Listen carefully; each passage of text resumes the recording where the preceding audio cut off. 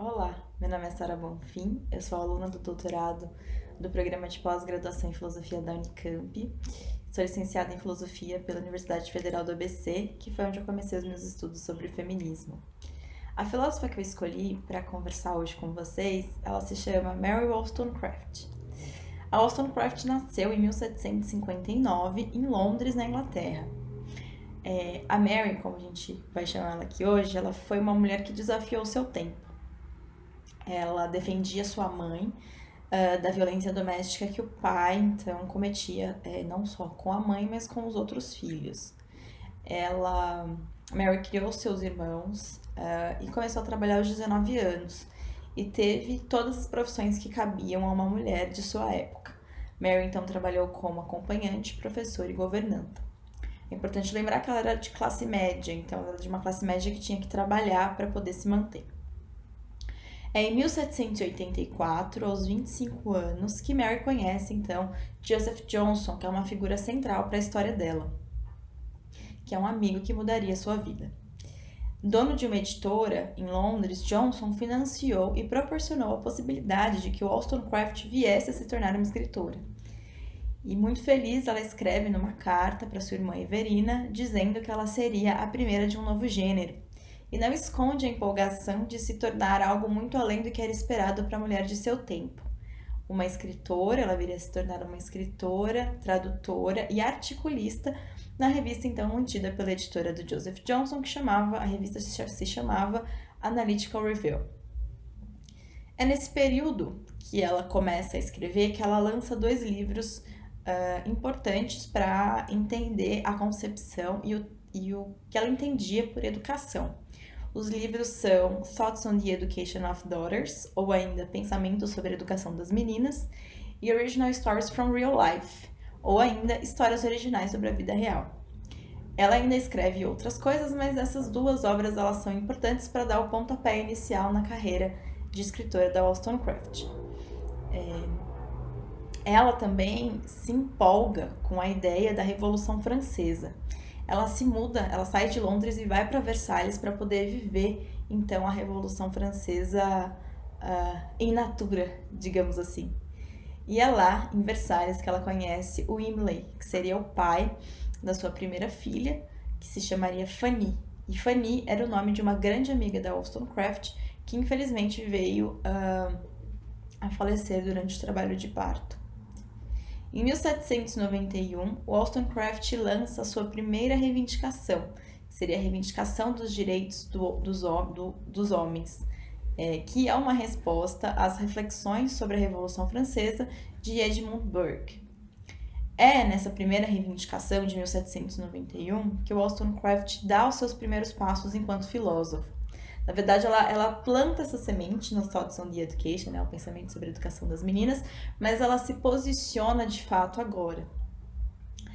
Ela critica o conservadorismo de Burke, apresenta os conceitos de razão, virtude e conhecimento que vão ser importantes para sua próxima obra, e mais, ela se posiciona fervorosamente contra a escravidão. É na sua segunda reivindicação, que é a reivindicação dos direitos da mulher, de uma obra de 1792, que Wollstonecraft então se consolida como uma teórica defensora dos direitos da mulher. Ela compreende a estrutura da sociedade como opressora, e aí ela busca atuar em duas frentes nessa obra. A primeira é construindo um quadro teórico-metafísico, baseando-se no que ela chama de primeiros princípios, isto é, concepções de razão, virtude e conhecimento, que buscam então construir um argumento em favor das mulheres. Além disso, ela aponta em como a sociedade favorece a manutenção da inequidade entre homens e mulheres e como isso é problemático. Outro destaque dessa obra são as críticas diretamente cotejadas e transpostas então para a reivindicação da obra Emílio ou da Educação de Jean-Jacques Rousseau. Nessa obra, em reivindicação, Wollstonecraft direciona essas críticas certeiras ao Genebrino e principalmente a sua personagem Sofia, que vai aparecer então no livro 5 dessa obra Emílio, que é, para Wollstonecraft, a Sofia é uma representação irreal da mulher ideal.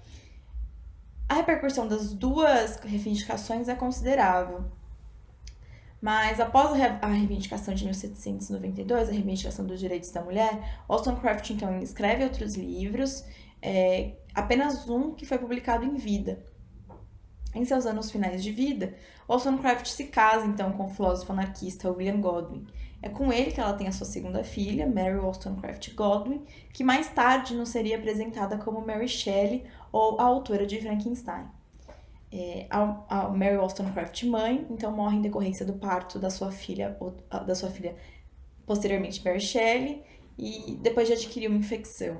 Ela deixa seu marido e suas filhas em setembro de 1797, precocemente aos 38 anos de idade. Eu escolhi essa mulher porque eu conheci ela durante a minha graduação, conheci Wollstonecraft através dos textos de Nancy Fraser, e ela me despertou não só com uma admiração, como um profundo respeito.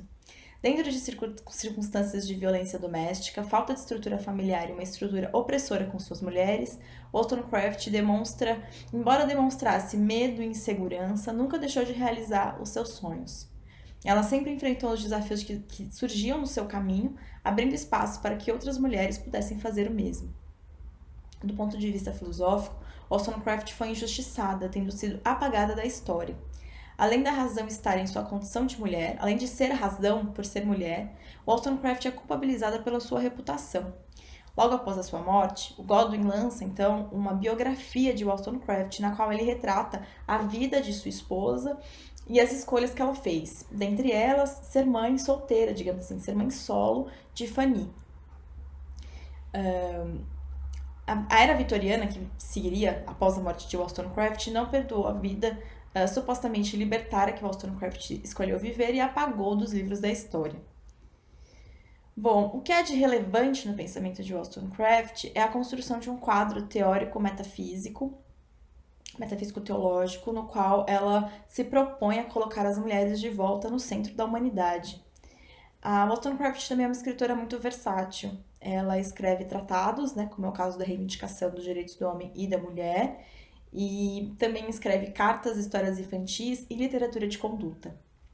Além disso, ela reivindica a participação das mulheres no espaço público. Ela é central para a minha pesquisa, afinal eu estudo a sua obra, principalmente em reivindicação dos direitos da mulher, desde meu mestrado, defendido em 2021, também pela Unicamp, e atualmente eu estudo ela no meu doutorado e as interfaces entre educação, cidadania e liberdade.